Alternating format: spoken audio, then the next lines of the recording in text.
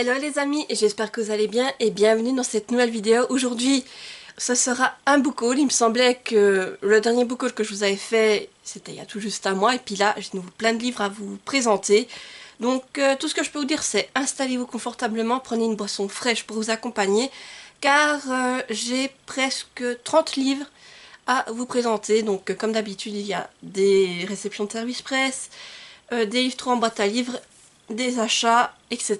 Donc on va revenir dessus et je vais vous présenter tout cela. Et comme d'habitude, je commence donc par les services presse. Et tout d'abord, j'ai reçu les 2 services presse que j'avais demandé au Héron d'Argent car j'étais un partenaire avec eux. Et j'ai demandé ces 2 services presse juste avant que la maison d'édition n'annonce qu'elle allait fermer justement. Et je pense que j'avais bien choisi mon délai parce que justement je les ai reçus une semaine avant la fameuse annonce qui annonçait la fermeture de la maison d'édition. Donc tout d'abord, on avait des services presse qu'on pouvait demander sur des anciens titres. Et il y a un roman qui me faisait très envie. Il s'agit des Plaines du Vent de Lucille Chaponnet aux éditions du Héron d'Argent. Donc voilà, je vous montre la couverture avec le magnifique jaspage. Et ah oui, et j'ai oublié de vous dire, j'ai le ventilateur qui tourne juste derrière. J'espère que ça ne s'entendra pas trop sur la vidéo parce que sinon je vais mourir de chaud. Et donc celui-ci, donc je vous ai dit, c'est un service presse que j'ai demandé. Alors apparemment, ils nous avaient dit qu'ils allaient regarder sur leur stock un peu de livres qui étaient un peu endommagés pour envoyer aux partenaires pour les services presse. Et j'ai beau pouiller ce livre sur toutes les coutures, je n'ai vu aucun souci, que ce soit au niveau de l'impression, un petit défaut sur la couverture ou que je sais, je n'ai absolument rien vu. Donc voilà, pour moi il est... Voilà, je n'ai pas trouvé de défaut sur ce livre. Et disons qu'il me faisait très envie. Et je vous lis donc son résumé. Dans les plaines du vent, les chasseurs traquent les AFA, de puissants chevaux élémentaires indispensables à la survie des cités-États. Vania est sur le point de rejoindre les rangs de cet ordre militaire prestigieux. Pourtant, il s'agit moins de son choix que celui de sa meilleure amie, Carmen, dont elle est inséparable. De plus, devenir chasseuse exige de lourds sacrifices. Entre la cruelle cérémonie de l'ultime pas et la dangereuse traque d'animaux mythiques à travers les dunes. Vania doit renoncer à son identité. Désormais, son existence entière est au service des élites de Cascada, son dôme d'enfance. Sa cité pourrait toutefois cacher de bien sombres secrets. Voilà, donc cette histoire me fait vraiment envie, c'est que il me semble que c'est une dystopie, d'après ce que j'avais lu. Et je suis vraiment curieuse, et le fait qu'on nous parle de chevaux éléments, ça m'intrigue encore plus. Et en plus, pour montrer l'intérieur du livre, c'est juste magnifique. Donc là, vous avez la carte en couleur. Ici, vous avez les personnages. Voilà. Vous voyez bien. Et pour le livre vraiment, alors ici vous avez le cheval. Et comme en tête de chapitre, ici vous avez les montagnes, les dunes un peu j'ai envie de dire. Là en tête de chapitre vous avez à nouveau les chevaux. Et par la suite, ici vous avez la cité. Et sinon en tête et en pied de page, alors en tête vous avez plutôt du vent. Et en pied de page, donc les dunes. Et à l'arrière, donc vous avez aussi une image comme ça. Voilà, donc un magnifique objet livre que je suis curieuse de découvrir. Et malheureusement, ce livre, si je trouve, je mettrai peut-être le lien vers le site de l'autrice. Peut-être qu'il y a encore des exemplaires qu'elle a en sa possession. Mais sinon, par la suite, je ne sais pas ce qu'il va advenir de ce livre. Mais en tout cas, je suis contente de l'avoir en ma possession et de pouvoir le lire tout bientôt. J'ai également reçu une des dernières parutions du Héron d'Argent qui me faisait très envie. Il s'agit d'Un amour de démon de Vanessa Altmeyer aux éditions Le Héron d'Argent. Donc je vous montre la couverture et elle est juste magnifique, j'adore. Et donc je vous lis le résumé. Un cookie ou un sort. Avoir un cœur en enfer, il paraît que ça ne sert à rien. Surtout lorsqu'on est un démon. À cause de lui, Bitter a le mal en horreur. Pour la motiver à pécher, Lucifer lui impose un ultimatum. Corrompre l'âme d'une jeune sorcière sans quoi tous les siens seront bannis. Bitter est alors précipité au sein d'une authentique et étrange famille de sorciers, avec un seul objectif, garantir un billet d'entrée en enfer pour Maggie, sa cible. Mais la tâche s'avère ardue quand elle rencontre l'adolescente timide et douce, qui adore les paillettes, les peluches et les pâtisseries. Pire encore, qui refuse obstinément toute évocation de magie. Et si l'enfer, c'était les autres. Voilà, donc comme je l'ai déjà dit dans d'autres vidéos, ce livre me fait penser à la série Netflix Mercredi. Voilà, donc déjà, juste pour sa couverture, mais également ensuite pour le dessin que l'on retrouve à l'intérieur. Je sais pas, moi ça me fait trop penser à la famille Adam, cette maison. Et ensuite, en tête de chapitre, après vous avez des ailes de démon. Ouais, ce sera toujours des ailes de démon. Et puis après, en tête de chapitre, vous avez une toile d'araignée et en bas, un cupcake. Voilà, j'aime vraiment cet opposé entre horreur et ouais, et des choses mignonnes, j'ai envie de dire. Et je suis vraiment curieuse de découvrir nos deux personnages et de voir l'histoire qu'on va avoir là autour. Mais ce livre me faisait vraiment très envie et vraiment je suis très curieuse. Et celui-ci, au cas où s'il vous fait envie, je vous mettrai également le site de l'autrice dans la barre d'infos. Et aux dernières nouvelles, il était encore disponible. Donc voilà, si vous souhaitez vous le procurer, n'hésitez pas à aller faire un tour sur le site de l'autrice. J'ai également reçu Les Passeurs du Temps, le premier tome. De Gaulle, l'appel du 18 juin de Michel-Yves Schmitt, Tozi Liciana et Sophie David. Donc je vous mets la couverture ici, c'est un livre que j'ai reçu en format numérique. Et je remercie encore la maison d'édition ainsi que la NetGalley pour l'envoi de ce service presse et pour leur confiance. Et là je vous lis le résumé. 2049, Alice, Tanis et Ulysse sont trois enfants en charge de veiller sur l'histoire du monde, au sein d'une immense bibliothèque dirigée par leur gardienne, Alexandria. Un jour, la ligne temporelle de la biographie de Charles de Gaulle se retrouve altérée sur plusieurs dates précises.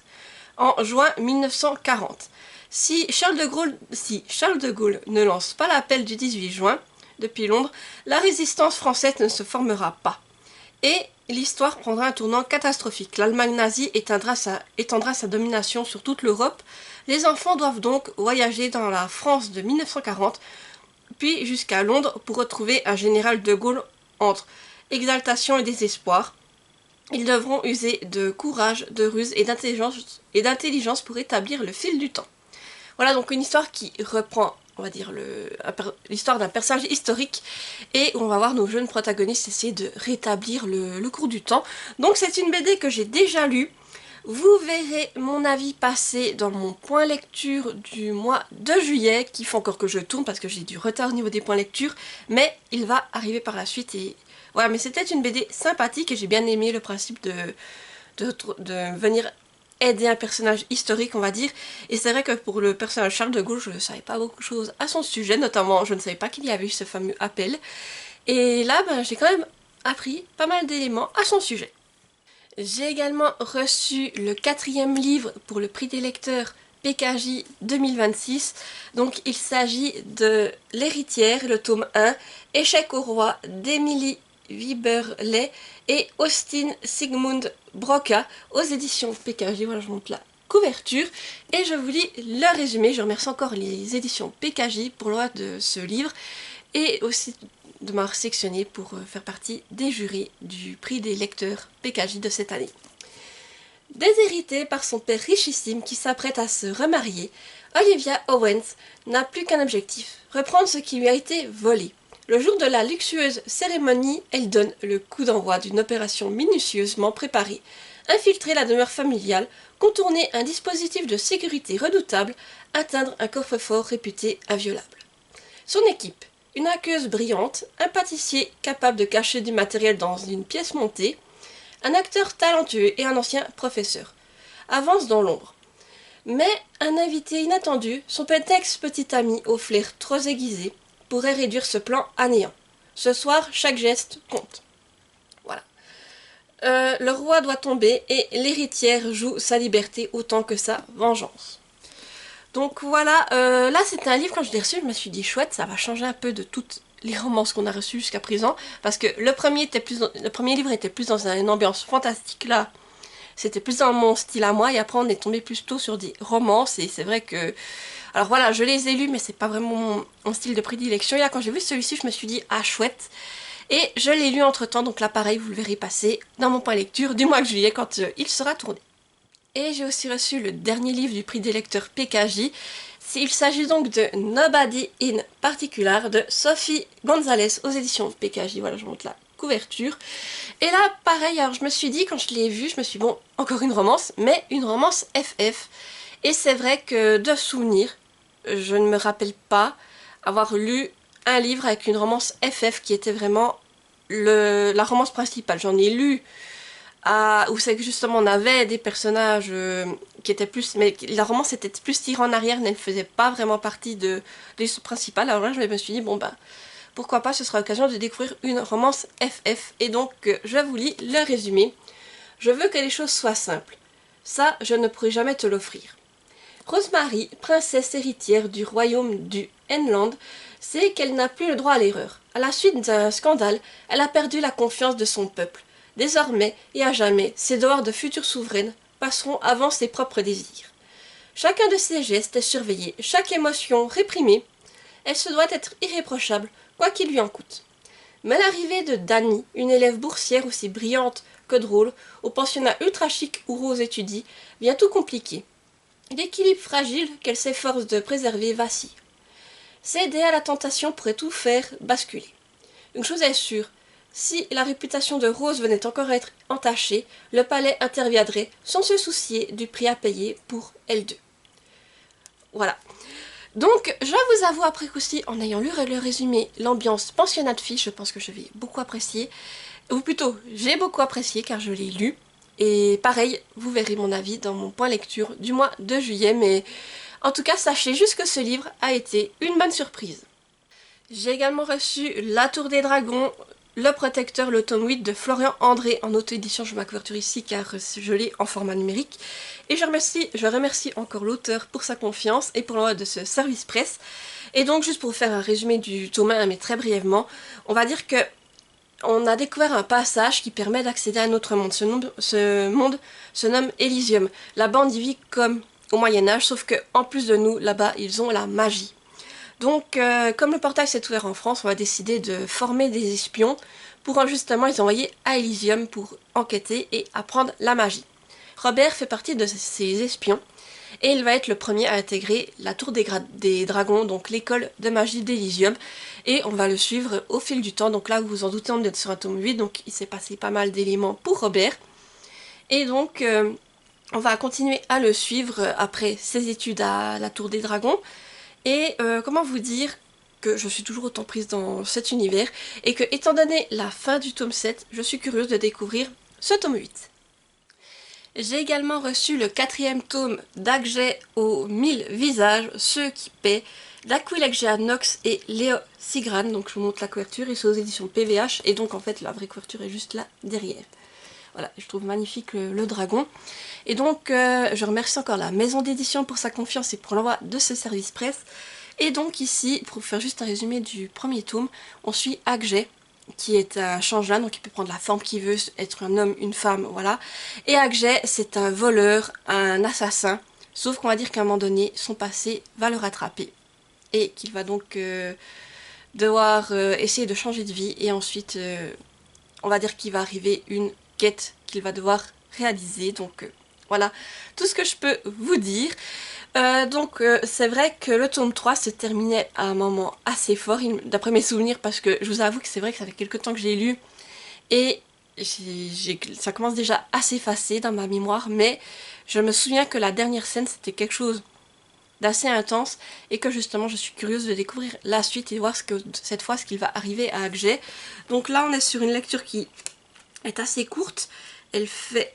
si j'arrive juste à trouver le nombre de pages, un peu plus de 215 pages, et c'est écrit quand même, écriture c'est un peu de taille standard mais est assez serré, mais en général ça se lit très vite. Donc voilà, curieuse de retrouver Agje, de voir ce qui va lui arriver à lui, ainsi qu'aux personnages qu'il a rencontrés au fil de son aventure. J'ai également reçu Nuance de Morse-Terre, le bastion des dégradés de Julien Hirt, Pascal Lovy, Aquilegia Nox, Stéphane Paco et Sarah Schneider, donc toujours aux éditions PVH, voilà, donc là devant, et je vous montre l'arrière avec la tour qui est juste sublime. Et petite anecdote, cette tour, j'ai envie de vous dire, j'ai un peu le même exemplaire qui est tout proche de chez moi, et je vous ai déjà, je sais pas si je voulais que je la montre en vlog, mais j'ai déjà fait des photos pour Instagram avec cette tour en arrière-plan. Voilà, donc là pareil, je remercie encore la maison d'édition pour sa confiance et pour l'envoi de ses services presse. Et je vous lis les résumés. La magie de l'artessence se dégrade. Parmi les artistes qui sous leur pinceau donnent corps aux architectures les plus grandioses de la morse terre, des rebelles sont désormais traqués. Car peut-on s'essayer impunément à modifier les apparences et même en dépit des règles de l'art, à jouer avec la vie? D'une tour en décembre émergent d'étranges secrets, dont les teintes se lient et se délient pour sauver l'artessence, ou la condamner à jamais.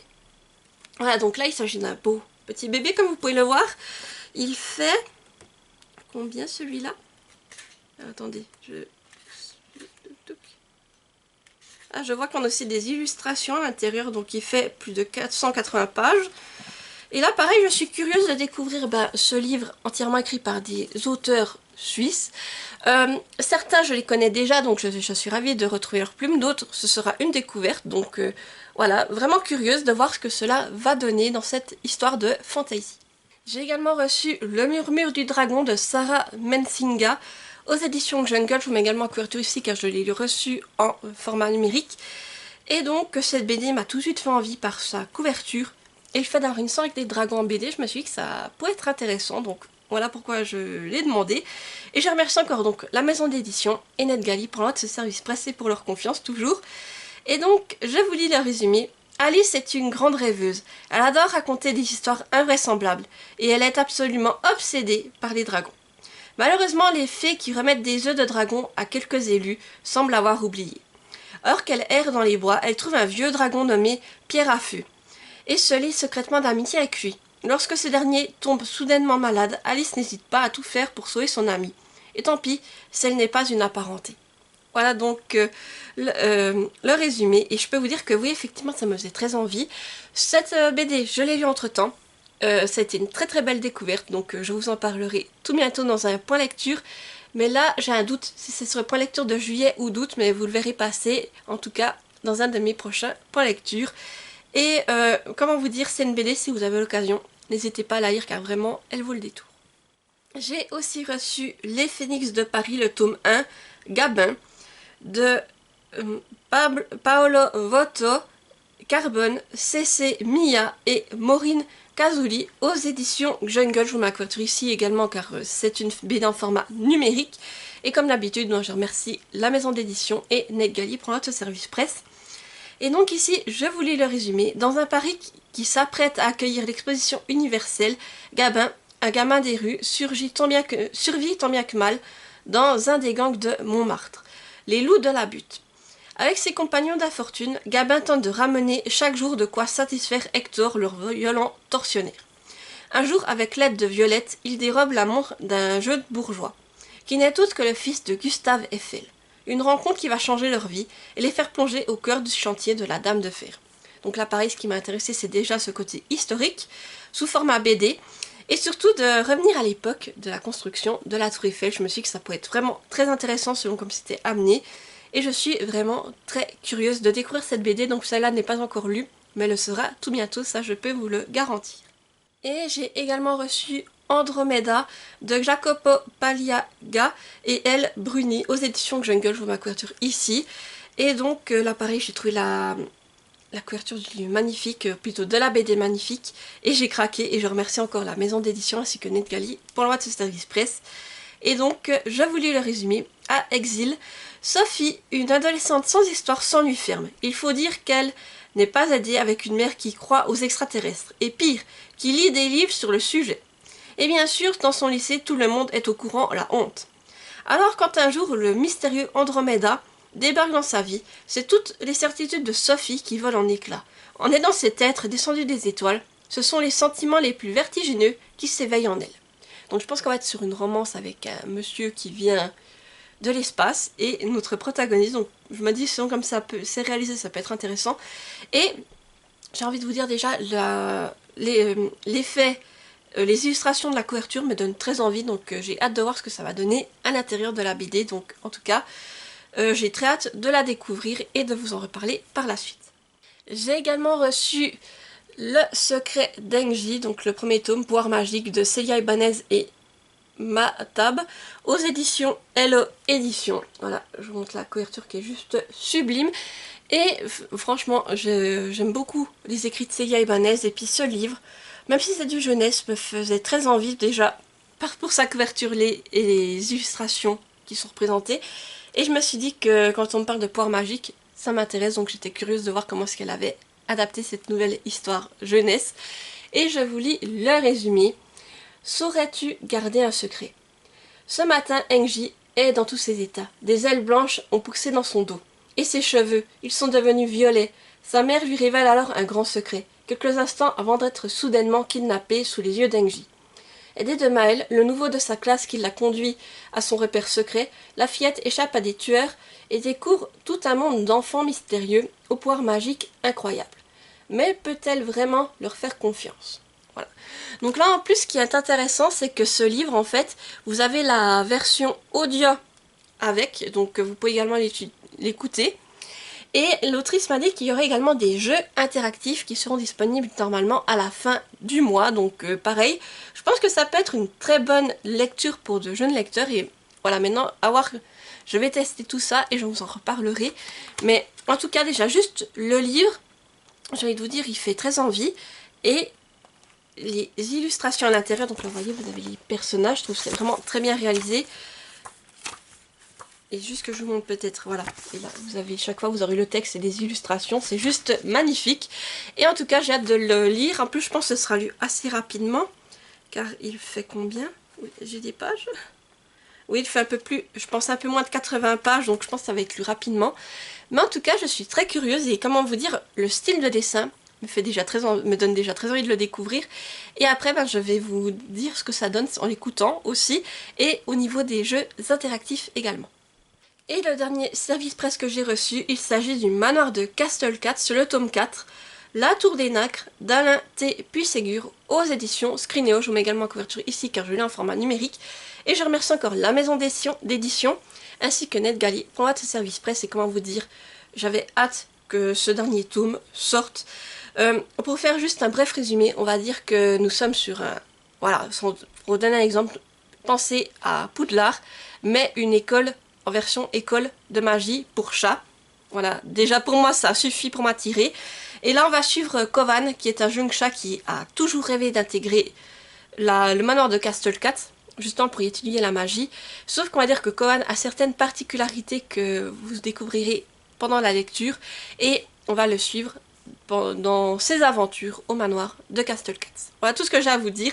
Mais en tout cas, disons que comme je terminais le tome 3, j'ai vraiment hâte de retrouver l'univers et de voir comment ça va se terminer. En tout cas, j'ai hâte de découvrir cette suite et de pouvoir vous en reparler et enfin de connaître la fin de cette saga. En tout cas, j'attendais ce tome avec impatience et je me réjouis de le découvrir. Maintenant, je vais passer aux quelques achats que j'ai fait récemment. Donc, le premier, c'est un achat numérique avec une bande dessinée qui se nomme L'homme qui tua Lucky Luke de Mathieu Bonhomme. Et je ne vois pas de maison d'édition sur la couverture, donc je vous mets la couverture ici vu que je l'ai en format numérique. Et c'est une BD qui m'a toujours quand même intéressé, le fait, déjà le titre, et d'avoir une autre version que le Lucky Luke que j'ai connu enfant dans les bandes dessinées. Et donc je suis curieuse de lire cette BD. Et donc, je vous lis le résumé, l'hommage de Mathieu Bonhomme à Maurice.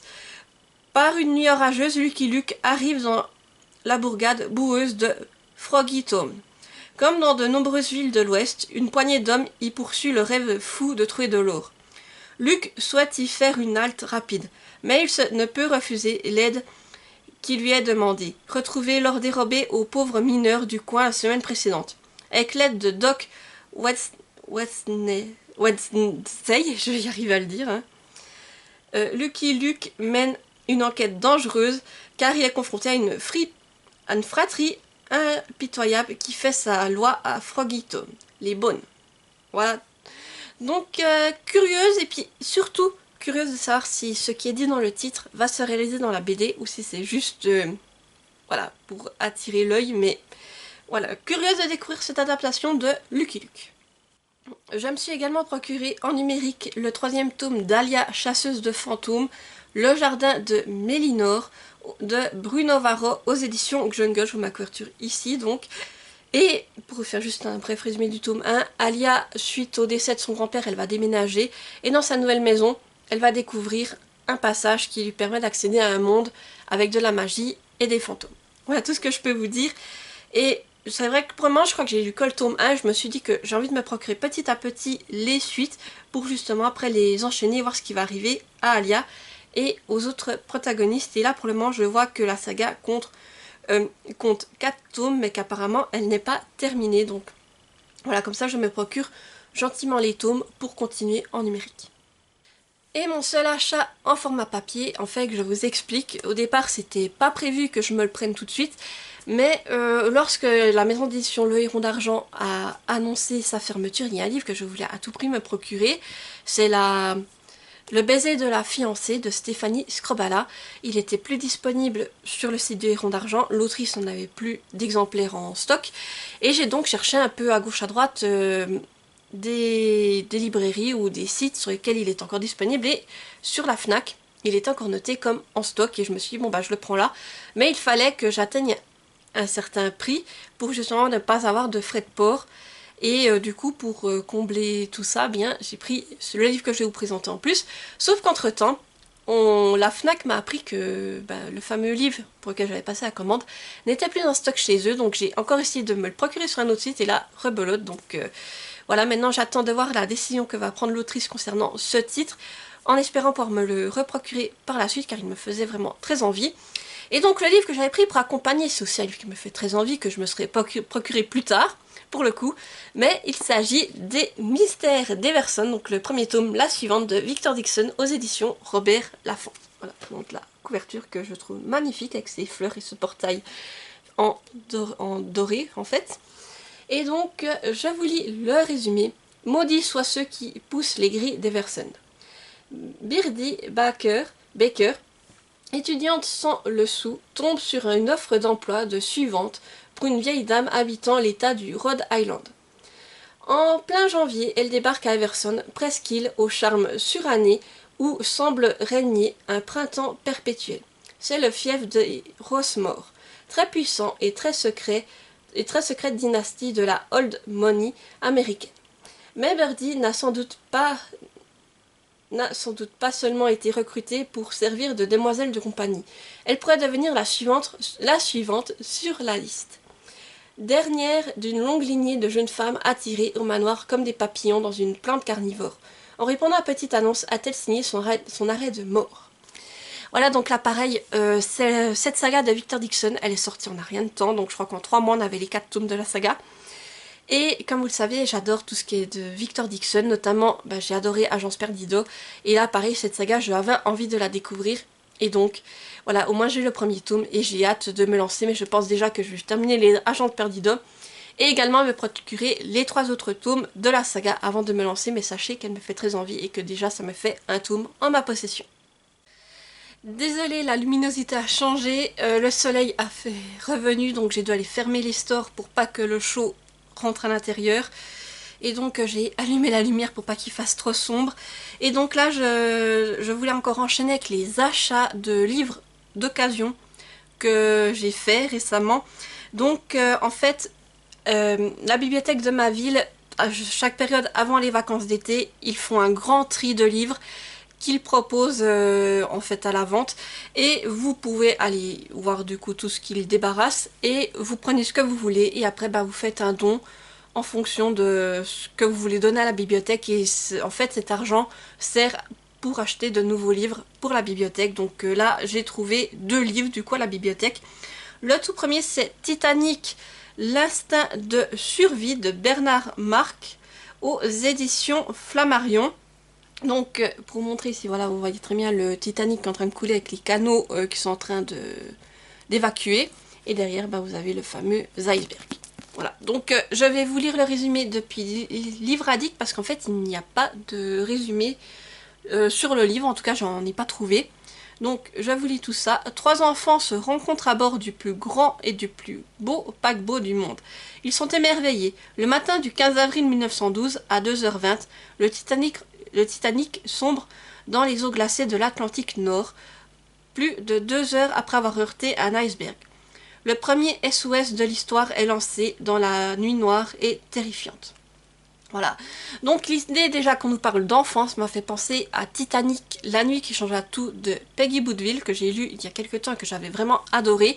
Et comment vous dire, j'ai un peu cette fascination, comment dire, oui, cet intérêt pour le Titanic et les histoires où justement ça se déroule à bord du Titanic. Il apparaît quand je l'ai vu, il est encore en très bon état. Je me suis dit, ben voilà, surtout que c'est un livre que je peux donner ce que je souhaite pour l'obtenir. Donc j'ai quand même donné un petit montant pour soutenir la bibliothèque.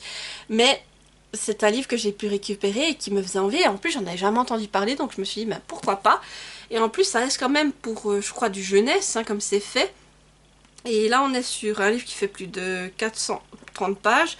Mais on voit que c'est écrit grand et aéré. Et puis, ouais, alors je suis curieuse de connaître ce récit après. Comme je vous dis, La Belle Découverte qui a été l'autre récit que j'ai lu sur le Titanic, celui-ci, je suis curieuse de voir comment est-ce qu'il va être abordé.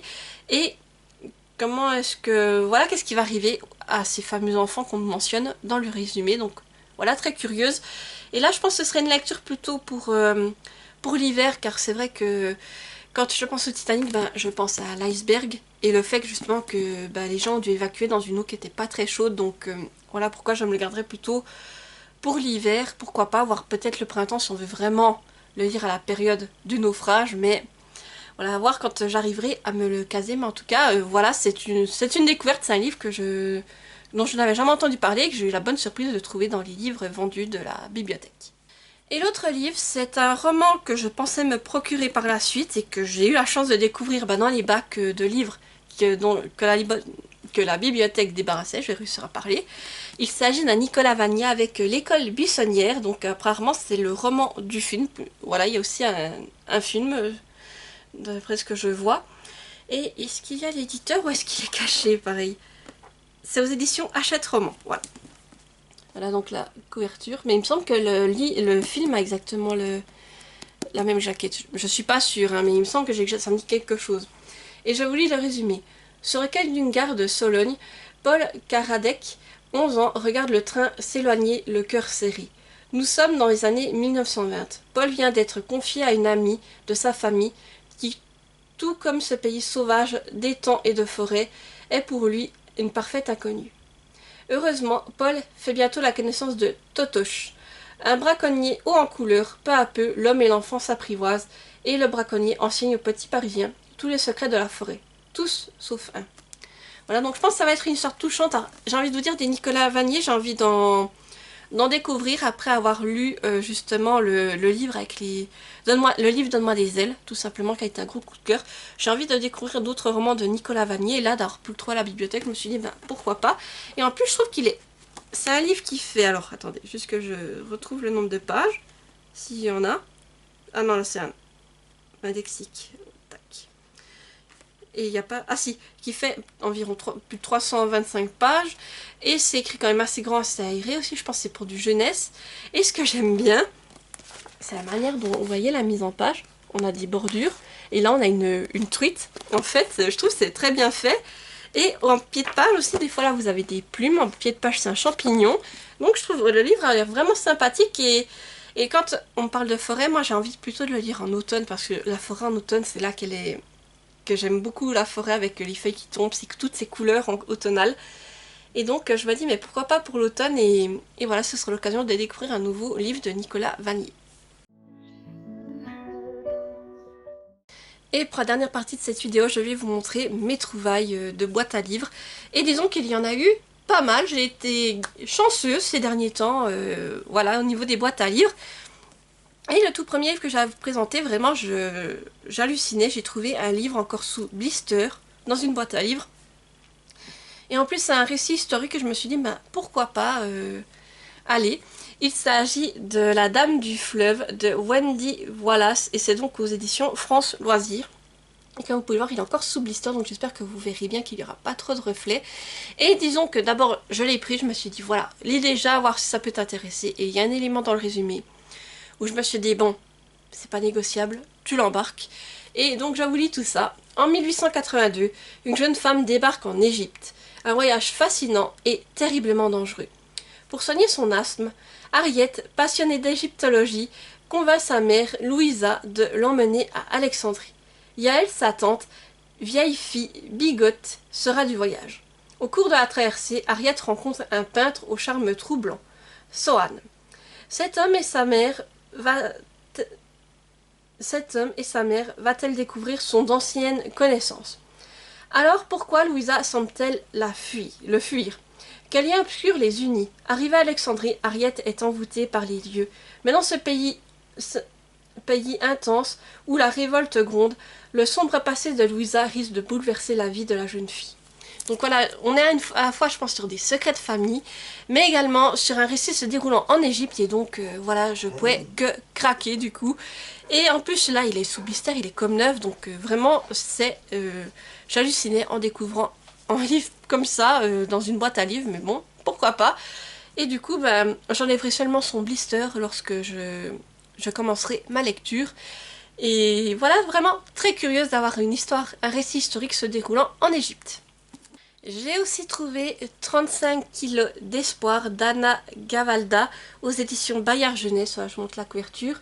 C'est un livre dont j'ai le souvenir d'avoir pas mal entendu parler et que je me disais qu'il faudrait peut-être un jour que je lise. Et là, de la retrouver en boîte à livres, je me suis dit bon bah allez, faut tenter le coup. Et donc je vous lis le résumé. Grégoire déteste l'école, si fort qu'en 6e, il a déjà redoublé 2 fois. Le seul endroit qu'il aime, son refuge, c'est le cabanon de son grand-père Léon, avec qui il passe des heures à bricoler. Quand Grégoire est renvoyé du collège, pourtant, Léon est furieux. Il renonce à consoler son petit-fils et lui refuse sa protection. Il est temps peut-être que Grégoire accepte de grandir. Donc voilà, c'est un récit. Alors, je vous avoue, je ne me rappelle plus ce qui avait été dit à son sujet. Donc c'est pour ça que je voulais le découvrir. Et comme c'est un récit jeunesse, je pense qu'il sera lu rapidement car il fait à peine plus de 100 pages et c'est écrit très très très grand. Donc voilà, ce sera lu rapidement. Mais c'est vrai que quand je l'ai vu, je me suis dit, mais t'as entendu parler de ce récit même dans ta jeunesse et tu l'as jamais lu. Donc voilà, c'est l'occasion et donc je l'ai embarqué. J'ai également trouvé un autre récit historique qui est comme neuf. Et apparemment il s'agit d'un tome 1. En plus j'ai eu de la chance à ce niveau-là. Il s'agit de La maîtresse de Rome de Cat Quinn. Et c'est aux éditions, je crois que c'est aussi un François Loisir. Je me demande si c'est pas tout la même personne qui a débarrassé ces romans François Loisir. Oui, c'est édition François Loisir. Voilà. Et donc là c'est un tome 1, je vous disais, je crois qu'il y a 4 tomes en tout. Mais ça me permettra déjà de voir si j'apprécie l'histoire. Je vous montre la couverture. Voilà. Et donc là c'est un récit qui se déroule dans la Rome antique, et j'ai envie de dire, et c'est ça qui m'a intriguée. Donc je vous lis le résumé. Jeune esclave juive soumise aux caprices de Lépida, son arrogante maîtresse, Théa, connaît pour la première fois le bonheur dans les bras du gladiateur Arius le barbare. La nouvelle coqueluche de Rome. Mais leur idylle attise la jalousie de Lépida, qui s'emploie de son mieux à les séparer. Cette dernière n'est pas le seul obstacle à se présenter sur la route des deux amants. Grâce à ses talents de musicienne, la belle Théa ne tarde pas à être remarquée de l'aristocratie romaine et d'un dangereux admirateur, l'empereur Dominicien. Un homme brillant mais cruel qui en fait sa favorite. Devenue la femme la plus influente de Rome, Théa doit plus que jamais garder son amour pour Arius secret. Voilà. Donc une romance dans la Rome antique. Et en plus, on va dire qu'on va parler de gladiateurs, quand même de l'aristocratie aussi de cette époque. Donc ça m'intrigue et vraiment je me suis dit, ouais, ça peut vraiment être intéressant. Donc là on est sur un livre, alors il est assez lourd déjà juste de le porter comme ça, comparé à certains autres livres que j'ai. Il fait, ouais, c'est une belle bricasse, il fait plus de 720 pages, mais ça reste quand même écrit assez grand et voilà, je suis curieuse de le découvrir. Et là, vraiment, c'est ce côté romantique qui m'a vraiment intéressée. Et Empire romain, toutes ces choses-là. Donc vraiment très curieuse de découvrir cette romance historique qui se déroule à l'époque à Rome. Donc vraiment très très curieuse. Et j'ai également trouvé un autre premier tome, donc là il s'agit du premier tome de la famille Roy, Le Moulin du Loup de Marie-Bernadette Dupuis, et là c'est aussi aux éditions France Loisirs. Je vous dis, je pense que c'est toute la même personne qui a dû les débarrasser. Voilà, donc là c'est un hardback. Et alors, le Marie-Bernadette Dupuis, c'est vrai que c'est des livres que j'avais bien appréciés et que si j'en trouve en format papier, surtout des tomes 1, que je n'ai pas lu à l'époque, et bien j'essaye de les reprendre. Et là je crois que c'est une saga en 6 tomes, alors comme c'est le tome 1, je veux voir si j'adhère, et après voir si je me procure la suite. Du coup je vous lis le résumé. En cette fin de siècle, dans la région d'Angoulême, Claire, fille unique d'un maître papetier, rêve d'amour en la personne de Frédéric, l'héritier du riche domaine voisin. Mais un soir de printemps, alors qu'elle se promène avec le loup qu'elle a recueilli, une troublante rencontre bouleverse son destin. Jean est un jeune bagnard en cavale à la fois rustre et sensible, ténébreux et sincère. L'attirance, la complicité et bientôt le désir ne tarderont pas à lier ces deux êtres épris de liberté. Mais le passé qui rattrape Jean et le devoir qui s'impose à Claire sont autant d'obstacles sur le chemin de leur bonheur. Voilà, donc là pareil, je pense on va suivre un nouveau personnage. Là c'est une histoire qui est... Je crois que l'on avait trouvé une autre qui se déroulait aussi en France de Marie-Bernadette Dupuis, parce qu'en général elle aime bien aller au Québec.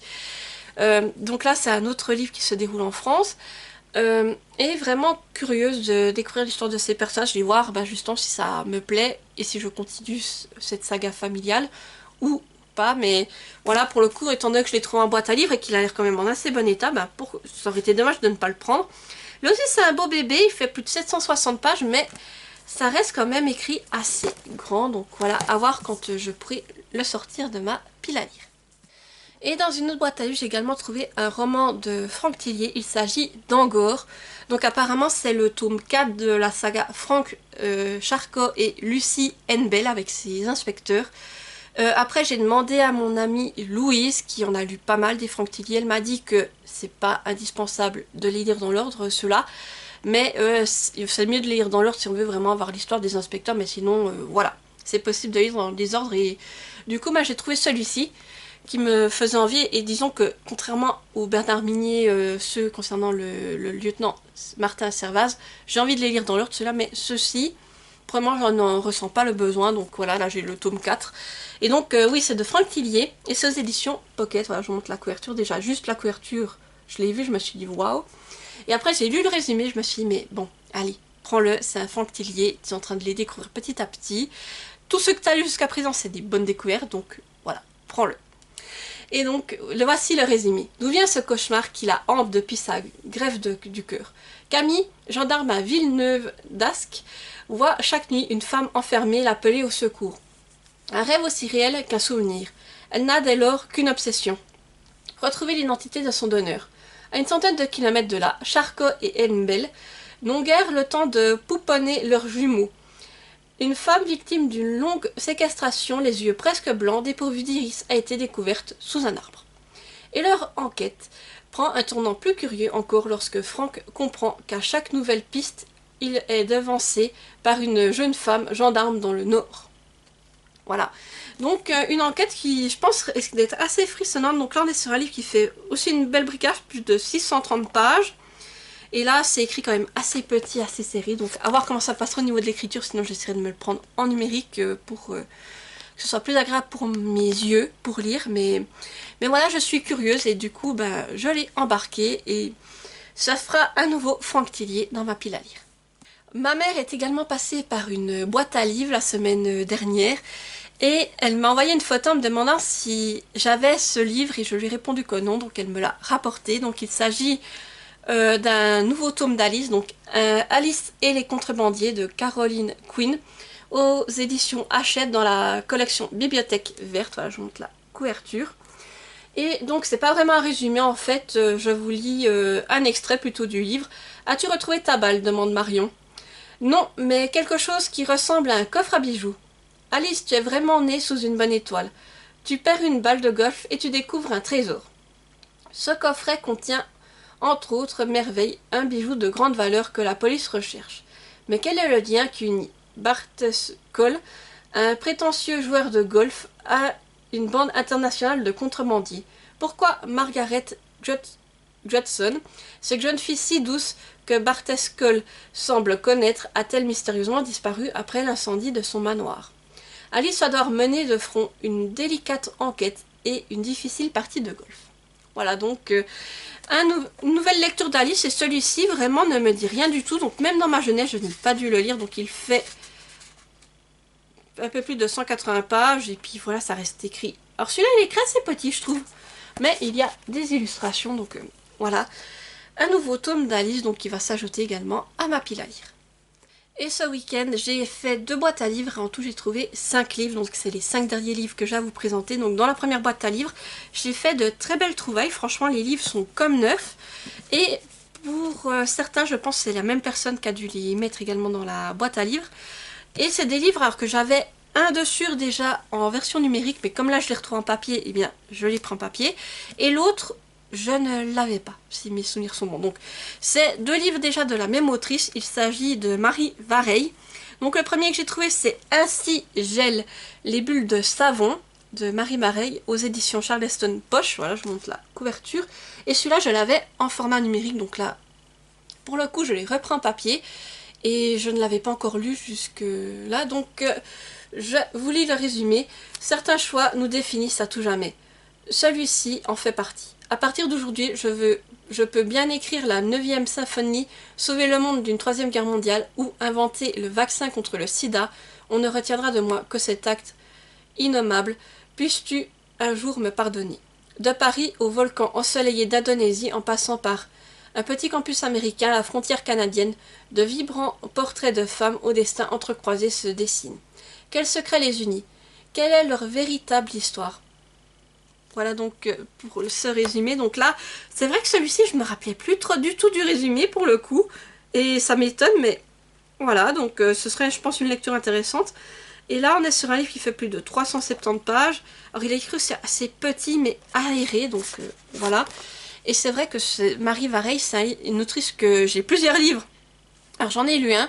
Le syndrome du spaghetti qui avait été un coup de cœur, j'en ai d'autres dans ma pile à lire et donc là, ça me permettra de compléter du coup les livres de cette autrice. Et le deuxième Marie Vareille que j'ai trouvé, celui-ci j'en ai déjà entendu parler mais je ne l'avais pas en possession, c'est Désenchanté.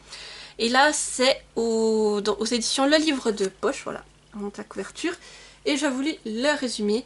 La disparition de Sarah Leroy, 15 ans, a bouleversé la petite bourgade de Bouville-sur-Mer et ému la France entière. Dans chaque foyer, chaque bistrot, on élaborait des hypothèses. Mais ce qui est vraiment arrivé, personne ne l'a jamais su.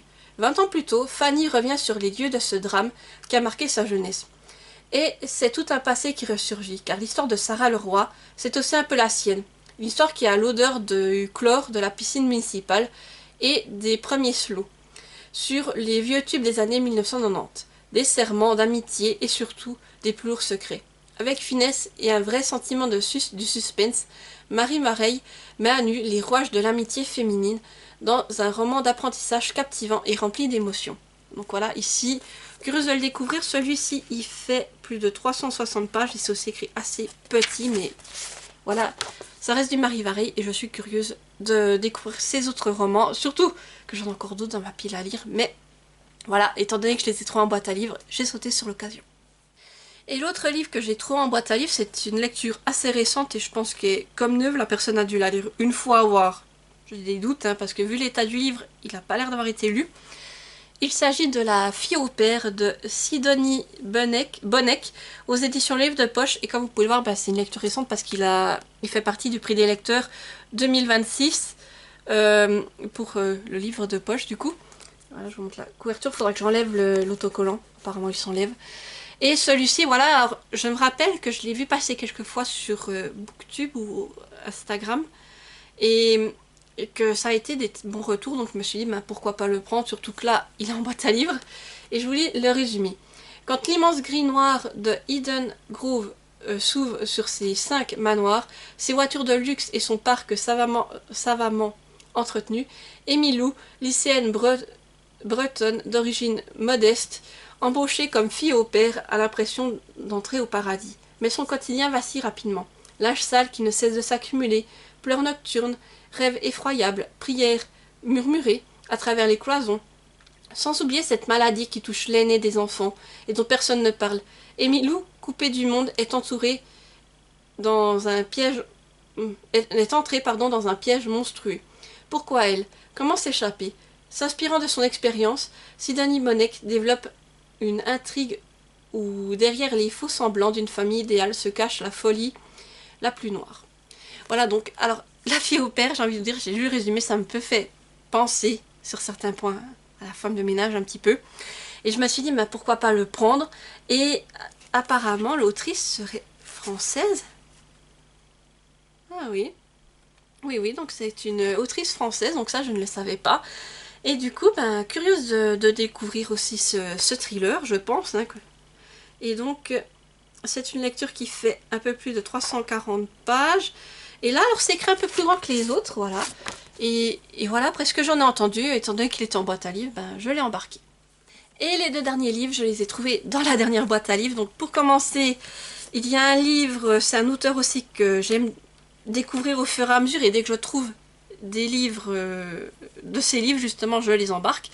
Il s'agit d'un Bernard Mignot avec Les Effacés aux éditions Pocket. Voilà, je vous montre la couverture et celui-là aussi a l'air comme neuf.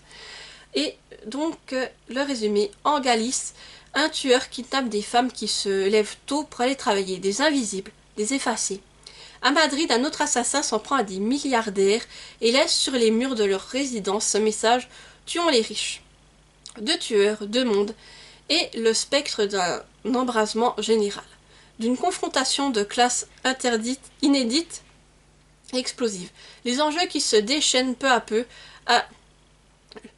les enjeux qui se dévoilent peu à peu à Lucia Guerrero, enquêtrice de la Guardia Civile, sont vertigineux. Quant à son tour, elle reçoit les messages d'un expéditeur anonyme. La question se pose, serait-elle devenue un simple jouet entre les mains des deux tueurs? Voilà, donc là aussi, celui-ci m'intrigue et je crois que c'est un one-shot, contrairement à certains livres de Migné. Donc là, on est sur un livre qui fait un peu plus de 450 pages et au niveau d'écriture, ça va. Donc voilà, c'est aussi l'occasion de me procurer un autre Bernard Migné. Et le dernier livre de ce book haul, après je vous laisse tranquille. Donc pareil, je l'ai trouvé en boîte à livres, c'est un livre, ou plutôt une saga, que je me disais qu'un jour ou l'autre je lirais juste le premier tome pour me voir ce que j'en pense et voir si j'enchaîne avec les autres tomes. Et là, le fait de trouver le premier tome en boîte à livres, ben, je me suis dit, bon ben voilà, le destin est au rendez-vous et te donne le premier tome, donc voilà, autant l'avoir en format papier.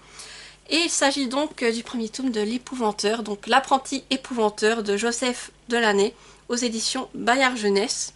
Voilà. Et je ne sais pas si j'ai le résumé. Ah si, ici. L'Épouvanteur a eu de nombreux apprentis, me dit maman, mais peu ont achevé leur formation.